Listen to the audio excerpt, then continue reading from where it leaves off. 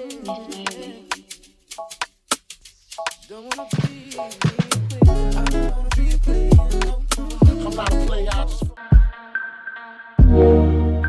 money's gone. I'm all alone. My money's gone. I'm all alone. Too much to say. The world keeps turning. The world keeps turning. The world keeps turning. I got to have you, baby. I'm feeling. I got to have you, baby. I got to have you, baby. I'm feeling. I got to have you, baby. I got to have you, baby. What's up, YouTube? Welcome or welcome back to Ari's Lounge. I'm your girl, Ariana Marie, and I am back with another video. So as you've read by the title up above, I'm going to be showing you guys how to moisture train your hair. Recently, my hair has been going through it. I have been doing all different types of things from dyeing it to protective styles, back to processing, just everywhere. So today we're going to give our hair some tender loving care and start with a freshly washed foundation. We got to start somewhere. So I'm making sure that I section off my hair and getting the shampoo to mainly touch my scalp. That's very important when you're trying to strip all of the oils out of your hair and make sure that you're moisture training properly. So definitely get a clarifying shampoo and ensure that your scalp is clean.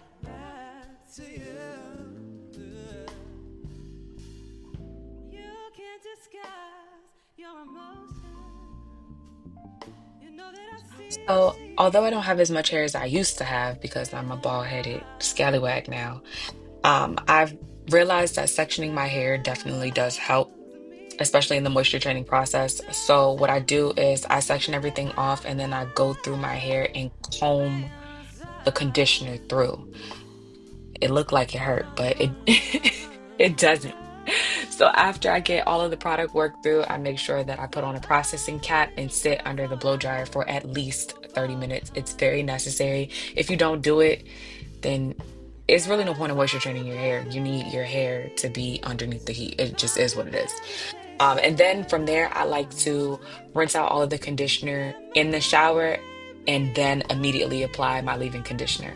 This was my leave-in conditioner of choice. It was kind of difficult being that I was in the shower trying to spray it out the bottle. So that's why I'm struggling. But right after the leave-in conditioner, I go straight into my oil of choice and run that through my hair shaft. Like, it doesn't necessarily need to be on your scalp. It's just more so the hair shaft itself, just to make sure that you lock in all of the moisture that you can.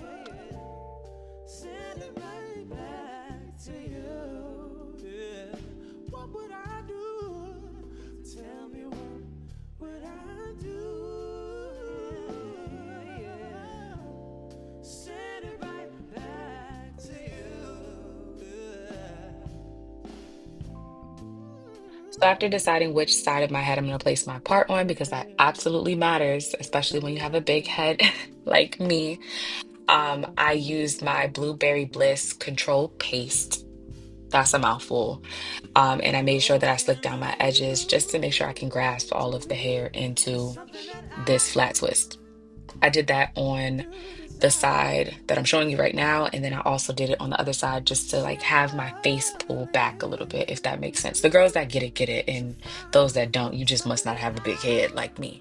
But placement definitely matters.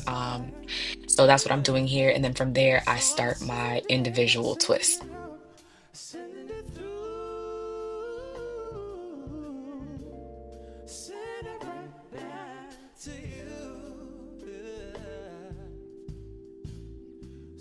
So one thing that I want to notate that is very imperative in this process is the way you end your twist.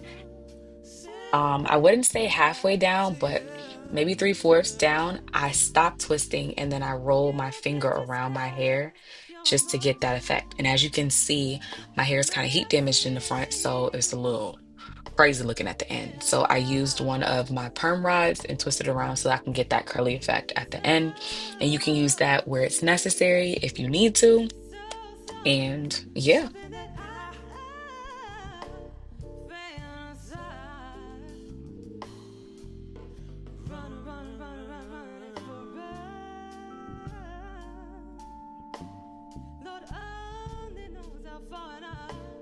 So here I'm just showing you a little bit closer that process that I was talking about. I twist a good amount down, and then at the end I take my finger and roll it around so that we can get that spiral effect. You need to have a little bit of tension with it so that you can get the effect that I'm talking about. But as you can see, this curl came out a lot more juicier than the one before that had the heat damage to it. But like I said, you can use your perm rods wherever you see fit. And also, it is imperative that you comb through the ends and don't separate into one another when you're twisting. So basically, what I'm saying is don't borrow from the other side. Like if your twist is not thick enough on one side, just start the twist over because you're going to see results. If you're doing this as a protective style, it doesn't necessarily matter.